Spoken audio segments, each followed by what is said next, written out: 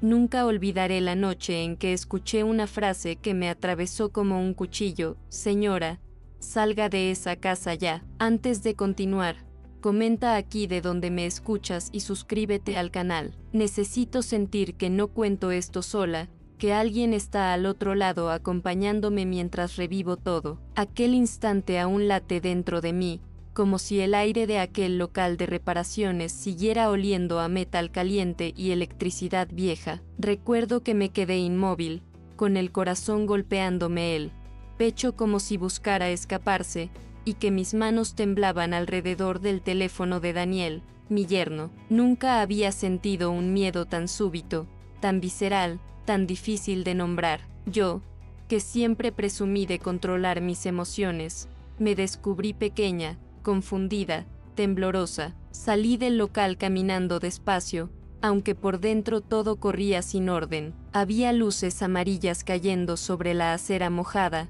el olor ligero del asfalto caliente tras el calor del día y un murmullo lejano de coches regresando a casa, pero nada de eso importaba. Lo único que escuchaba era aquella advertencia, repitiéndose una y otra vez como un eco sin fin. Me apoyé contra una pared para respirar, sintiendo la aspereza fría del ladrillo en la espalda y preguntándome por qué un desconocido me hablaría con esa urgencia. ¿Qué había visto dentro del teléfono? ¿Qué podía ser tan grave? Me dio vergüenza admitirlo incluso en mi propia mente, pero no tuve valor de volver a entrar a preguntarlo. Mientras avanzaba hacia la parada del autobús, sentí que las sombras de la calle parecían moverse de una forma distinta, como si observaran mis pasos. Logroño nunca me había dado miedo, ni siquiera en las noches silenciosas en las que regresaba del voluntariado parroquial, pero aquella noche el silencio parecía cargado, denso, como si alguien estuviera a punto de decirme algo que yo no quería escuchar. Intenté convencerme de que exageraba, de que me estaba dejando llevar por la imaginación, pero cada vez que miraba el teléfono apagado en mi mano, una punzada aguda me atravesaba el pecho. Había algo allí dentro, algo que no comprendía aún, pero que ya empezaba a cambiarme por dentro. Cuando finalmente subí al autobús, las luces blancas del interior me cegaron un instante. Me senté junto a la ventana y dejé que el movimiento suave del vehículo intentara calmarme, pero no funcionó. Mi respiración seguía entrecortada, y una sensación fría se ancló en mi estómago como si presentara de antemano un desastre. Cerré los ojos por un momento intentando ordenar mis pensamientos, pero cuanto más lo intentaba, más se mezclaban el rostro de Lucía, la voz grave del técnico y la imagen del teléfono muerto en mi mano. Fue entonces cuando supe, sin entender aún por qué, que algo profundamente peligroso estaba escondido detrás de aquella pantalla negra, y que mi vida, y la de mi hija, estaba a punto de cambiar para siempre. Hasta esa noche, mi vida tenía un ritmo pausado, casi predecible, como el sonido de las campanas de la parroquia que marcaban las horas. Vivía sola en un piso pequeño, luminoso, en un barrio tranquilo de Logroño. Cada mañana abría las ventanas y dejaba entrar el aire fresco que olía a pan recién hecho, porque la panadería de la esquina comenzaba temprano. Preparaba mi café con calma, escuchando el leve crujido de las hojas de mis plantas al moverlas para que recibieran mejor la luz. Era un ritual simple, pero me daba paz. Después, salía con mi bolso tejido a mano y caminaba hasta la iglesia, donde ayudaba a organizar las donaciones para las familias necesitadas. Me gustaba sentirme útil, aunque en el fondo, creo que buscaba no pensar demasiado. Mi jornada solía dividirse entre el voluntariado y las visitas a Lucía, mi hija. Ella vivía con su esposo, Daniel, y su hijo Mateo en una casa adosada a pocos minutos de la mía. La casa siempre estaba impecable, con el olor persistente a lavanda que a Lucía tanto le gustaba. Cuando llegaba, Mateo corría hacia mí con sus brazos abiertos, gritando: «Abuela Beatriz», con esa alegría pura que solo tienen los niños. Yo lo alzaba, lo giraba en el aire y, por un instante, el mundo parecía perfecto. Lucía solía sonreír desde la cocina, secándose las manos en el delantal, y Daniel entraba al salón con su aire amable y educado, ofreciéndome café como si fuera un ritual familiar. Daniel siempre fue correcto conmigo, tenía una voz serena,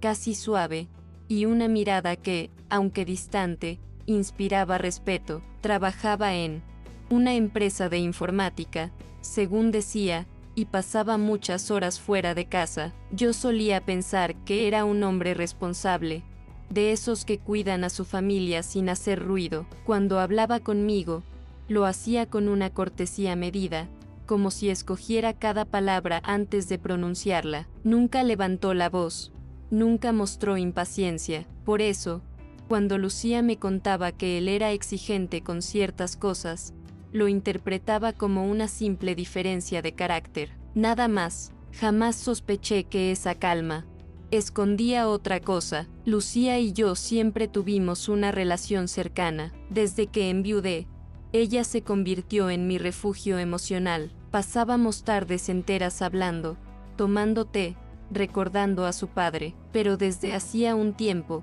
algo había cambiado en su mirada. No era tristeza, exactamente, sino una especie de agotamiento que intentaba disimular.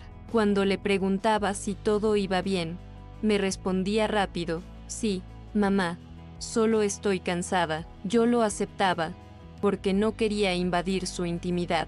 Pensaba que la vida moderna, el trabajo y la crianza eran suficientes motivos para ese cansancio. Nunca imaginé que detrás de esa respuesta había miedo. Los domingos eran sagrados para nosotros. Lucía cocinaba su famoso estofado de ternera, Daniel elegía el vino, y Mateo se encargaba de poner la mesa. A veces, mi hija y yo intercambiábamos miradas cómplices mientras Daniel hablaba de su trabajo o de política. Parecía una familia feliz. Yo incluso llegué a decirle una vez: «Has tenido suerte, hija mía». Ella sonrió, pero su sonrisa fue fugaz, como una sombra que se apaga antes de tiempo. En aquel momento no supe interpretarlo. Me limité a seguir comiendo, a disfrutar de la compañía, creyendo que todo era tan sólido como las paredes de aquella casa. Mi vida, fuera de la familia, era tranquila. Tenía un pequeño grupo de amigas del voluntariado con las que salía a caminar por el Parque del Ebro. Hablábamos de cosas sencillas, de recetas, de la salud, del tiempo. Nos reíamos mucho, aunque a veces, cuando las demás mencionaban a sus maridos, yo guardaba silencio. Después de tantos años de viudez, la soledad se había vuelto una compañera silenciosa, una presencia que acepté sin resistencia. No era infeliz, pero había momentos en que el eco del piso vacío se me hacía insoportable. En esos instantes, me refugiaba en mis plantas o en las cartas que escribía a mano, aunque nunca las enviaba a nadie. Cada tarde, me sentaba en el jardín con una taza de té. El aire olía a tierra, húmeda y a jazmín, y el sonido lejano de los niños jugando en la calle me recordaba que la vida seguía su curso. Cuidar mis plantas me daba una sensación de propósito. Les hablaba, como si pudieran escucharme, y a veces imaginaba que sus hojas eran oídos pacientes.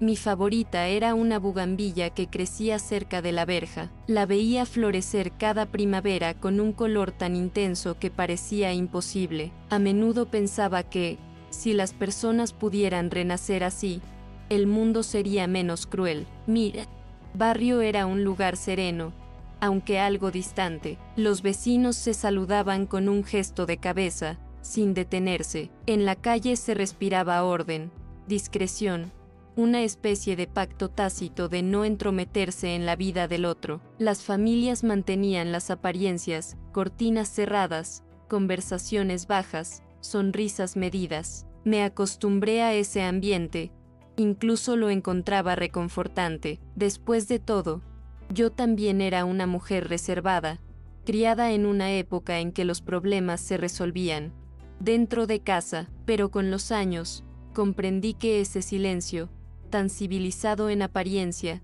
era también una forma de miedo compartido. Lucía siempre fue una mujer sensible. Desde niña, se conmovía fácilmente con los problemas de los demás. Por eso me preocupaba que se tomara todo tan a pecho. Cuando se casó con Daniel, creí que había encontrado estabilidad. Él le daba una vida cómoda, y yo, viéndolos juntos, sentía alivio. Recuerdo su boda, el brillo en los ojos de Lucía, la sonrisa contenida de Daniel, las flores blancas adornando la pequeña iglesia. Todo parecía un comienzo limpio, promesa de felicidad. Quizás fue en ese mismo instante cuando comenzó el engaño, aunque yo tardaría años en verlo. En los días de invierno, me gustaba quedarme en casa, escuchando la radio mientras tejía bufandas para el grupo de caridad. A veces Mateo venía a quedarse conmigo cuando Lucía tenía reuniones. Era un niño curioso,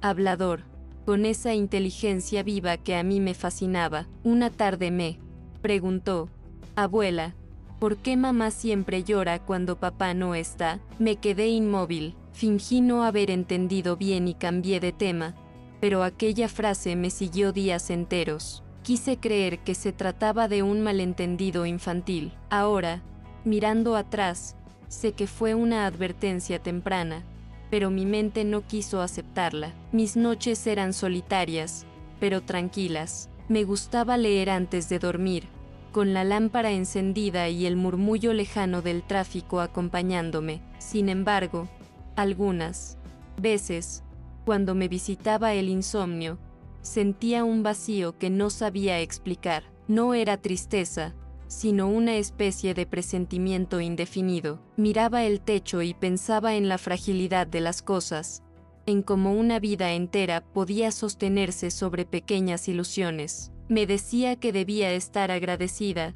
Tenía salud, familia, un propósito, pero había algo, un hilo invisible, que tiraba de mí hacia una inquietud sin nombre. Daniel tenía costumbres precisas. Cada vez que lo visitaba, él revisaba su teléfono con una concentración casi obsesiva, como si temiera que alguien mirara lo que no debía. Lucía lo justificaba diciendo que su trabajo requería confidencialidad.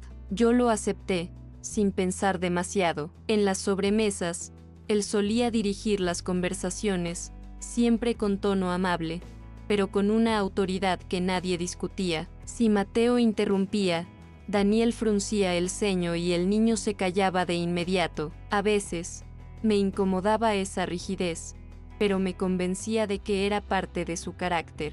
Responsable, no quería juzgarlo. Recuerdo que una tarde de verano, mientras tomábamos café en el porche, Daniel mencionó algo sobre la importancia del orden en la familia. Cuando hay disciplina, hay amor, dijo, con una sonrisa tranquila. Lucía asintió, pero su mirada se perdió unos segundos en el vacío. Aquella frase me pareció extraña, aunque la dejé pasar. No quise parecer entrometida. Esa era una línea que nunca cruzaba. Me criaron para no opinar en los asuntos matrimoniales ajenos, y menos aún en los de mi propia hija. Ahora sé que el silencio puede ser también una forma de complicidad involuntaria. Con el paso del tiempo, comencé a notar pequeños detalles. Lucía hablaba menos, reía menos. Cuando le tocaba el brazo, a veces se estremecía sin razón. Su ropa empezó a volverse más sobria, y sus respuestas, más breves. Cuando le preguntaba si todo iba bien, sonreía, pero sus ojos no acompañaban esa sonrisa. «Todo bien, mamá», decía, pero su voz tenía un tono apagado, sin luz. Pensé que quizás se debía al cansancio o a las responsabilidades, y decidí no insistir. No quería ser la madre pesada que busca problemas donde no los hay. Me equivoqué. Los vecinos siempre hablaban bien de Daniel. «Qué hombre tan correcto», decían. «Qué suerte tiene su hija, Beatriz». Y yo asentía, orgullosa. Me gustaba pensar que mi familia era un ejemplo de armonía. Era una forma de reafirmar que había hecho las cosas bien, que había educado a Lucía con valores sólidos. Pero ahora sé que la apariencia es una máscara que todos sostenemos con cuidado, y que a veces basta un gesto, una mirada, para que se agriete por completo, solo que en aquel entonces, yo aún no quería mirar demasiado de cerca. Una mañana, mientras doblaba la ropa recién planchada, encontré una pequeña marca en el cuello de una blusa de Lucía. Era un moretón, disimulado con maquillaje. Cuando le pregunté qué había pasado, respondió rápido: fue Mateo, jugando. Su tono fue tan natural que casi me convenció, pero aquella noche no pude dormir. Me quedé mirando el techo, recordando su gesto nervioso, el modo en que evitó mi mirada. Algo se quebró dentro de mí, una grieta invisible pero irreversible. Empecé a observar más, a escuchar más. Sin saberlo, estaba preparándome para lo que vendría. Mi fe me había enseñado a confiar, a no juzgar, a esperar lo mejor de las personas, pero también me había enseñado a escuchar las señales. En los últimos meses antes de aquella noche, las señales estaban por todas partes, solo que yo no quería verlas. Daniel controlaba los horarios, los gastos, incluso las visitas. Lucía siempre tenía que avisarle si venía a verme, y cuando él la llamaba, ella respondía de inmediato, como si temiera hacerlo esperar. Todo era tan sutil que resultaba fácil justificarlo, pero dentro de mí, algo comenzó a torcerse. Una tarde, mientras esperaba el autobús frente a su casa, vi a Daniel cerrar la puerta con gesto brusco. Lucía estaba detrás, con los ojos enrojecidos. Él se giró, me saludó con amabilidad y se marchó. Cuando ella me vio, forzó una sonrisa y dijo: mamá, te llamo luego. No insistí, pero aquella imagen se me quedó grabada. La amabilidad pública, el control privado, era un contraste que empezaba a incomodarme. Tal vez por eso, cuando esa noche de verano me pidió ayuda con el teléfono, acepté sin dudar. Quería hacer algo útil, demostrar que todavía podía ayudarla. El calor era intenso aquel día. Lucía me había llamado angustiada porque Daniel había salido,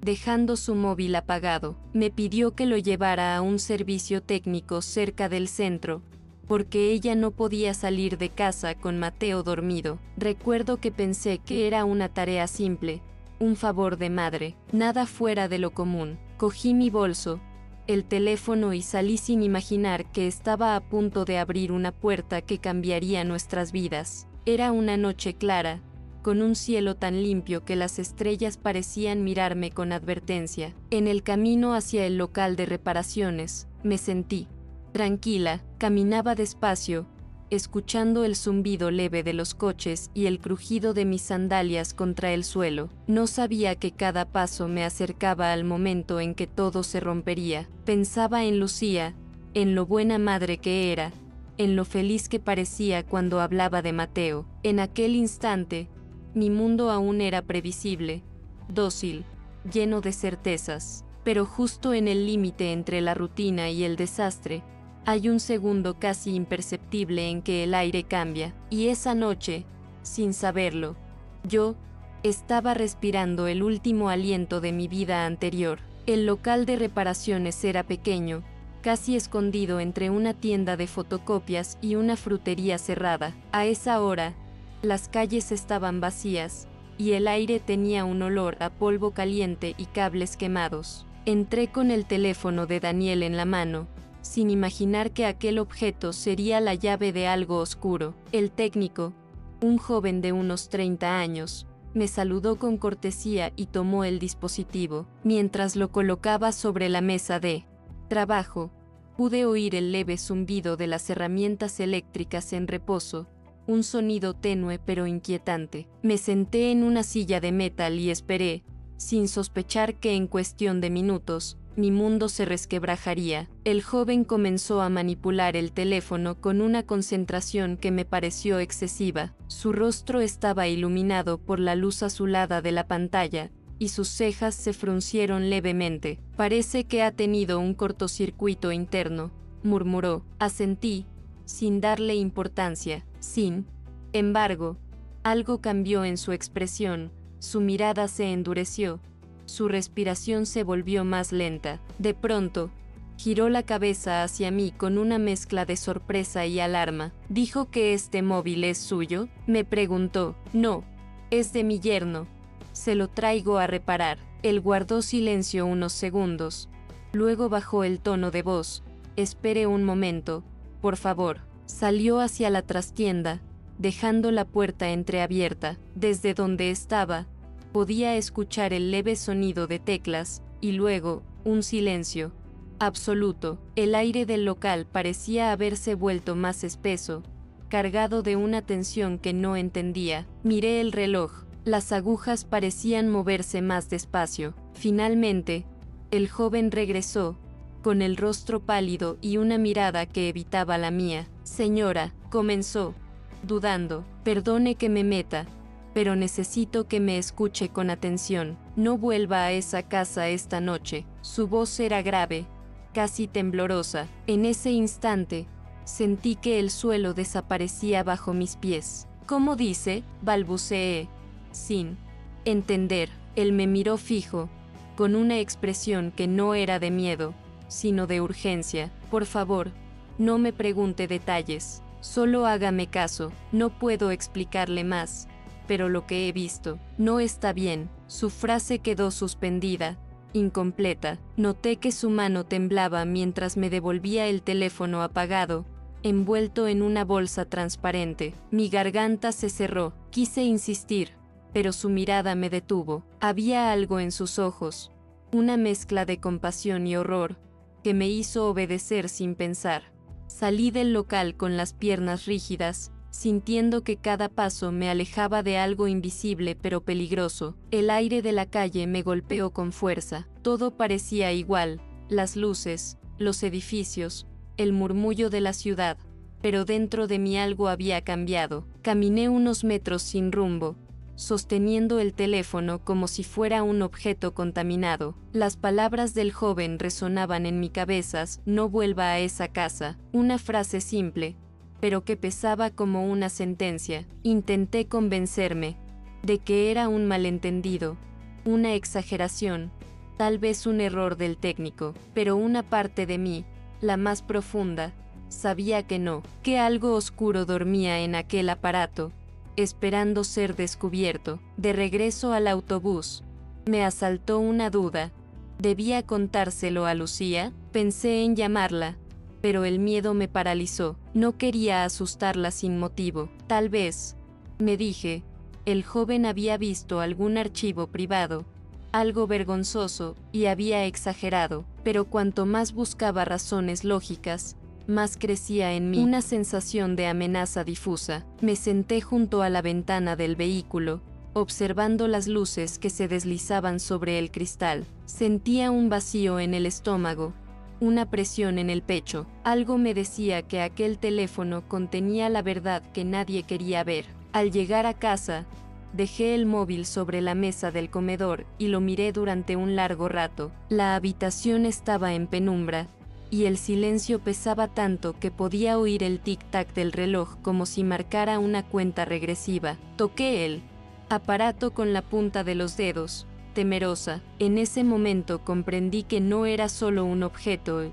era un testigo, un guardián de algo que no debía salir a la luz. Apagué la lámpara y me quedé inmóvil en la oscuridad. Sentía que alguien, en alguna parte, había cruzado una línea invisible, y que yo acababa de poner un pie del otro lado. Esa noche casi no dormí. Las palabras del técnico se mezclaban con los recuerdos de Lucía, con su sonrisa forzada, con el moretón que había intentado ocultar. Me levanté varias veces, abrí las cortinas, miré la calle vacía. Todo parecía normal, pero el mundo había cambiado. Lo sabía, aunque no entendía cómo. Cuando el amanecer empezó a teñir de rosa las fachadas, supe que no había vuelta atrás. Algo, o alguien, había abierto una grieta en la vida que conocía, y aunque todavía no lo sabía con certeza, ese teléfono apagado sería la prueba más dolorosa de todo lo que preferimos no ver. Desde aquella noche, nada volvió a ser igual. Caminaba por las calles de Logroño con una sensación extraña, como si cada rostro que cruzaba supiera algo que yo ignoraba. En casa, el silencio pesaba, dormía poco, y cuando cerraba los ojos, escuchaba esa voz: salga de esa casa ya. La frase se repetía una y otra vez, mezclándose con los recuerdos de Daniel sonriendo en la mesa, sirviendo el vino como si todo fuera normal. Comencé a observar a Lucía con una atención que me asustaba. Sus movimientos eran más contenidos, sus palabras medidas. Cuando hablábamos por teléfono, notaba pausas, silencios que antes no existían. Una tarde, la escuché respirar hondo antes de decir que Daniel llegaba, y colgó abruptamente. Algo en su tono me heló la sangre. Supe que el miedo ya se había instalado en su vida. Intenté hablarle con cuidado. Le dije que la notaba tensa, que me preocupaba. Ella respondió con dulzura forzada, asegurando que todo estaba bien, que el trabajo la agotaba, pero su sonrisa no llegaba a los ojos. Cuando Daniel entró en la habitación, Lucía bajó la mirada. Fue un gesto mínimo, pero bastó para confirmarlo. Algo oscuro pasaba dentro de ese hogar. Una tarde de domingo, durante el almuerzo familiar, Daniel le sirvió vino a Lucía sin preguntarle. Ella se negó con un gesto leve, y él insistió: vamos, cariño, no seas descortés. Su voz sonaba amable, pero había una presión invisible detrás. Todos sonreímos incómodos. Yo sentí un nudo en el estómago. Cuando Lucía bebió, sus manos temblaban. Al terminar la comida, Daniel me acompañó a la puerta. Sonrió como siempre, pero su mirada era otra, fría, evaluadora. Doña Beatriz, cuídese mucho. Lucía se preocupa demasiado por usted. Sentí un escalofrío. Era una frase cortés, pero había veneno en el tono. Desde ese día, supe que me observaba. Comencé a recibir llamadas en blanco por las noches. Al descolgar, nadie respondía. A veces escuchaba respiraciones breves antes de que cortaran. No tenía pruebas, pero sentía su presencia detrás del teléfono. Dejé de dormir bien, y mi cuerpo empezó a resentirlo.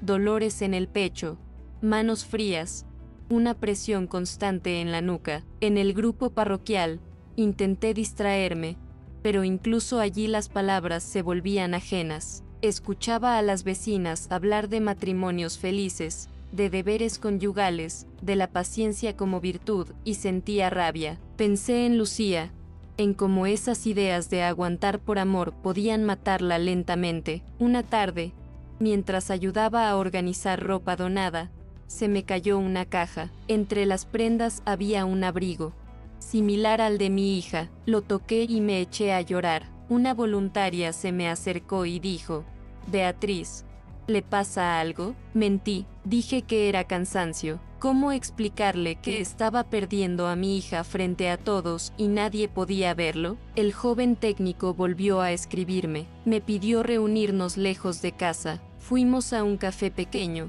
casi vacío. Me mostró nuevas grabaciones recuperadas del teléfono. Daniel hablaba en tono bajo, pero sus palabras eran cuchillos, insultos, amenazas veladas, manipulaciones.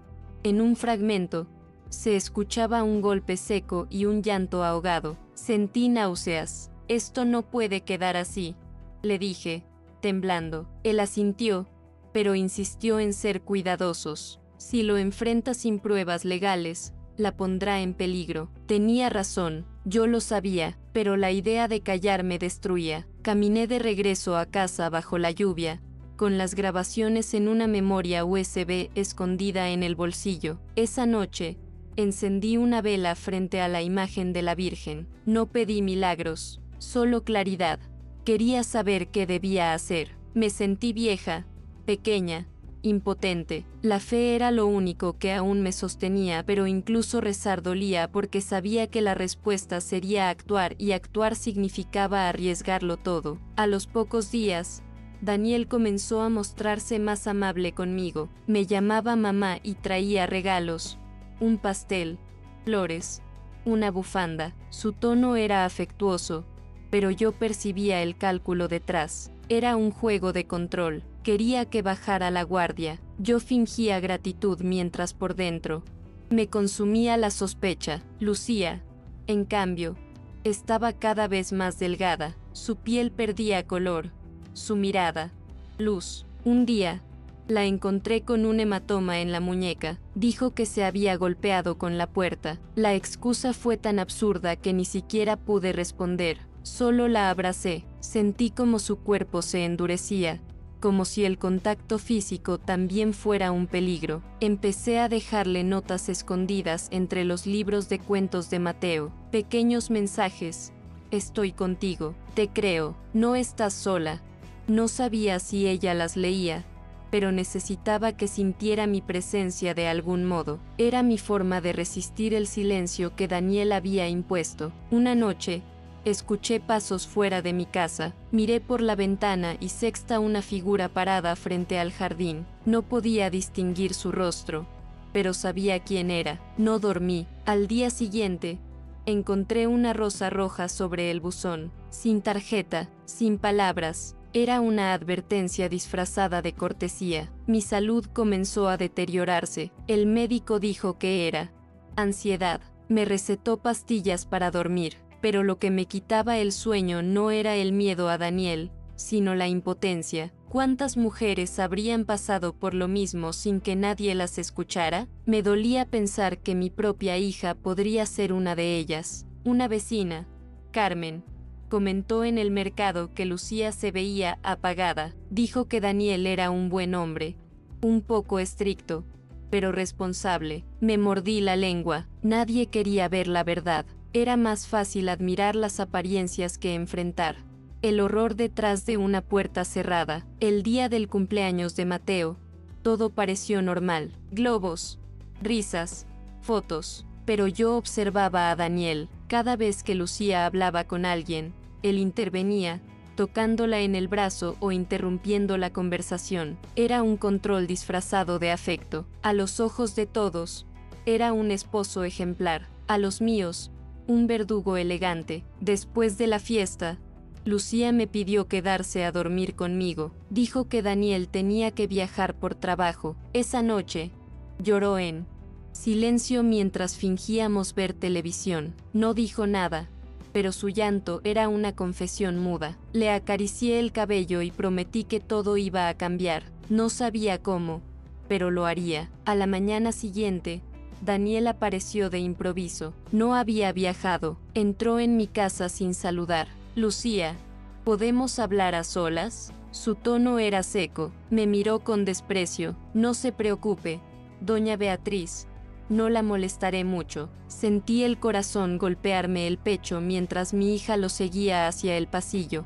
Escuché murmullos, luego un golpe. Corrí, pero ya se habían ido. Me quedé sola, temblando. Llamé al técnico. Necesitamos hacer algo, dije. Él propuso llevar las pruebas a la policía, pero dudé. No podía denunciar sin la autorización de Lucía. El miedo al escándalo, al juicio social, aún me paralizaba. Los días siguientes fueron un tormento. Lucía evitaba mis llamadas. Daniel me enviaba mensajes amables, casi afectuosos, como si nada hubiera pasado. Cada palabra suya era una amenaza velada. Gracias por preocuparse, mamá. Todo está bajo control. Me sentía acorralada. Una noche, fui a dejar flores al cementerio, al lado de la tumba de mi esposo. Me arrodillé y le hablé como antes. No sé qué hacer, Manuel. No sé cómo salvarla. El viento soplaba frío. Por primera vez en años, sentí su presencia, no como consuelo, sino como impulso. Supe entonces que no podía callar más. Comencé a recopilar todo: mensajes, audios, fechas. Guardé copias en distintos lugares. Cada clic en la computadora era una pequeña traición a la calma que fingía, pero también una forma de recuperar mi fuerza. Me convertí en algo que no reconocía, una mujer que planeaba en silencio la liberación de su hija. El miedo no desapareció, pero cambió de forma. Ya no me paralizaba, me mantenía alerta. Cada vez que Daniel llamaba, lo escuchaba con una calma fingida, estudiando sus palabras. Aprendí a mentirle con cortesía, como él hacía conmigo. Era una batalla invisible, pero ya no la estaba perdiendo.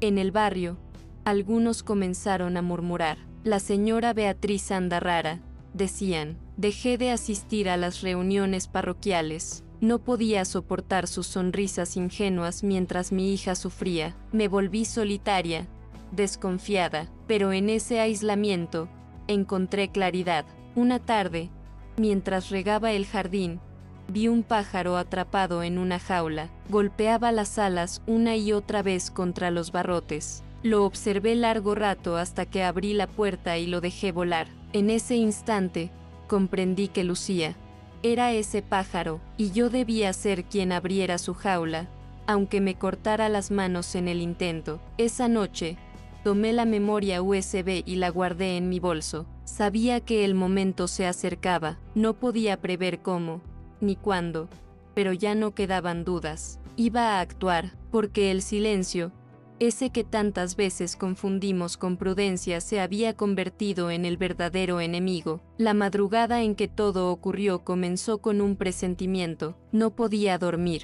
Caminaba por la casa en silencio, con el corazón acelerado. A las 3:15, mi teléfono vibró. Era un mensaje de voz de Lucía, cortado, confuso. Se escuchaba su respiración entrecortada y la voz de Daniel gritando algo al fondo. Mamá, por favor. Y luego, silencio. Supe que esa sería la noche decisiva. Salí casi sin pensar, con el abrigo sobre el camisón y la memoria USB en el bolsillo. El aire helado de Logroño me golpeó el rostro mientras avanzaba hacia la casa de mi hija. Cada paso era una oración y una condena. Me repetía que debía mantener la calma, pero el miedo me subía por la garganta como una ola imparable. Cuando llegué, las luces estaban apagadas. Toqué el timbre una vez, dos. Nadie respondió. Empujé la puerta, no estaba cerrada con llave. Entré despacio,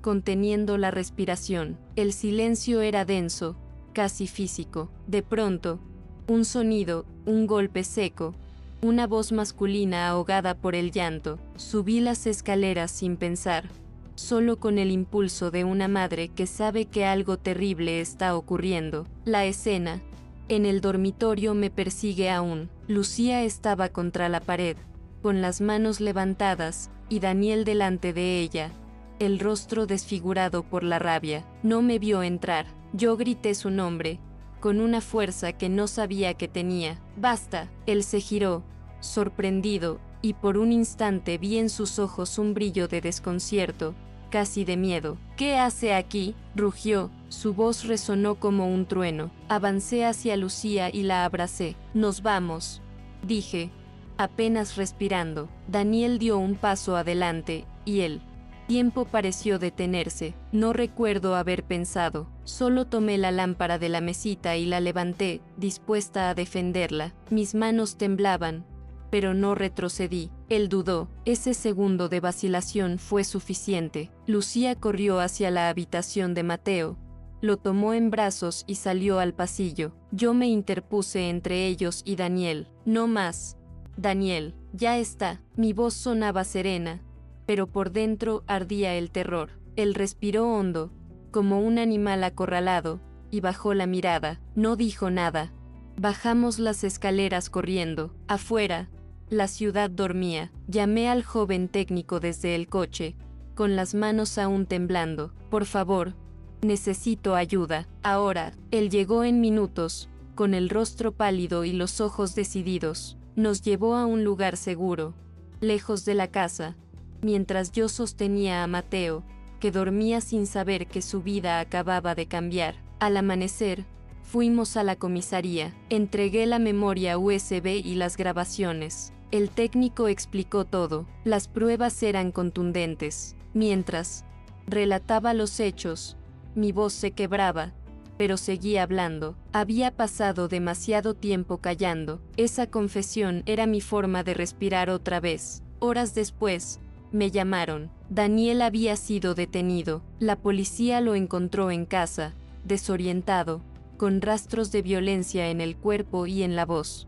Cuando escuché la noticia, no sentí alivio, ni alegría, solo un vacío profundo, como si el peso de los años cayera sobre mí de golpe. Lloré, no por él, sino por todo lo que habíamos permitido. Esa noche, ya en casa, me senté junto a Lucía. Ella apoyó la cabeza en mi hombro y susurró: pensé que nunca saldríamos de ahí. La abracé con fuerza, sin palabras. Afuera, el viento movía las hojas del jardín, y por primera vez en mucho tiempo, el silencio no dolía. Era un silencio nuevo, lleno de vida. Los días posteriores se sintieron irreales. Lucía dormía mucho, como si su cuerpo necesitara olvidar. Yo la observaba en silencio, cuidando cada pequeño gesto. Mateo jugaba sin comprender, feliz de ver a su madre sonreír otra vez. El ruido de la cafetera, el olor a pan tostado, el sonido de las campanas del barrio, todo recuperó un significado distinto, como si la vida quisiera reconciliarse con nosotras. Al principio, Lucía evitaba hablar del pasado. Cualquier mención al nombre de Daniel la hacía temblar, pero poco a poco, con la ayuda de una psicóloga, empezó a soltar palabras, como si las desenterrara. Yo la escuchaba sin interrumpir, aunque a veces tenía que salir de la habitación para llorar en silencio. Comprendí que sanar no era borrar, sino aprender a mirar sin miedo. Yo también cambié. Durante semanas me despertaba antes del amanecer, incapaz de quedarme quieta. Iba al jardín y me quedaba mirando las flores, especialmente el rosal donde había encontrado aquella rosa solitaria. Corté todas las espinas visibles. Fue mi manera simbólica de quitarle el veneno al recuerdo. El joven técnico nos visitó varias veces. Se convirtió en un amigo inesperado, un testigo de nuestra reconstrucción. Me agradeció la valentía, pero yo sabía que no fue coraje lo que me movió, sino amor. Un amor que no entiende de prudencias, ni de reputaciones. Un amor que empuja, incluso cuando todo tiembla. El barrio, poco a poco, se enteró. Algunas vecinas me abrazaron con lágrimas, otras bajaban la mirada, avergonzadas por haber callado tanto. Carmen, la del mercado, fue la primera en pedirme perdón. No quise entrometerme. Yo le respondí con serenidad: a veces el silencio es la forma más cruel de complicidad. Desde entonces, nuestras conversaciones se volvieron más honestas. Lucía encontró un pequeño piso cerca del mío. Lo decoró con colores claros, llenos de luz. Me invitó el día que colgó las cortinas nuevas. Ahora sí huele a hogar, me dijo riendo. Esa risa fue mi verdadera recompensa. No hubo justicia más grande que verla libre, sin miedo, con la mirada limpia. Yo retomé el voluntariado en la parroquia, pero ya no era la misma. Cuando veía a una mujer callada, con los ojos tristes, me acercaba sin preguntar nada. Aprendí que a veces basta con escuchar, con ofrecer presencia. Hay dolores que solo pueden curarse cuando alguien los nombra sin juicio. Una tarde, Mateo me trajo un dibujo, 3 personas y un sol enorme. Somos tú, mamá y yo, dijo. Lo colgué en la pared del salón, justo encima de la lámpara que un día levanté con miedo. Lo miro a menudo. Me recuerda que incluso en la oscuridad más profunda, hay manos pequeñas que esperan que alguien encienda la luz. El tiempo siguió su curso. Daniel fue condenado, y aunque su nombre ya no se pronuncia en casa, su sombra se disolvió lentamente entre los días. No hay odio, solo un aprendizaje doloroso. Yo, que tanto temí la soledad, descubrí que no estaba sola. La fuerza que me sostuvo siempre estuvo dentro, silenciosa, esperando el momento de despertar. Hoy, cuando riego mi jardín, observo a los pájaros libres y pienso en todo lo vivido. No hay noche sin amanecer, ni miedo que dure para siempre. Si alguien escucha mi historia, solo quiero decirle esto: no ignores las señales. A veces una advertencia, por absurda que parezca, puede salvar una vida. Historias como esta no pueden quedar en silencio.